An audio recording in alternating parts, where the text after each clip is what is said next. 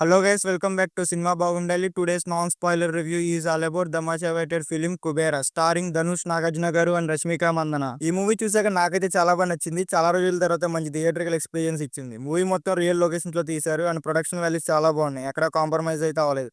Cinematography and screen play కూడా చాలా బాగున్నాయి. ఇంకా స్టోరీ గురించి చెప్పాలంటే ట్రైలర్ లో మనం చూపించిన ప్లాట్ మీద నడుస్తూ ఉంటుంది. పెద్ద ట్విస్ట్ అండ్ టర్న్స్ ఏముండవు, కొంచెం ప్రిడిక్టబుల్ గానే ఉంటుంది. కానీ మీరు బాగా ఎంజాయ్ చేస్తారు. ఇంకా పర్ఫార్మెన్సెస్ గురించి చెప్పాలంటే ముందుగా ధనుష్ గారి పర్ఫార్మెన్స్ మూవీకి మేజర్ హైలైట్. బిచ్చగడి క్యారెక్టర్ లో జీవించేశారు. ఆయన బాడీ లాంగ్వేజ్, ఫేస్ లో ఇన్నోసెన్స్ అండ్ ఎమోషనల్ సీన్స్ లో ఇంటెన్సిటీ క్యారీ చేయడం చాలా న్యాచురల్ గా ఉంటుంది ఆయన పర్ఫార్మెన్స్.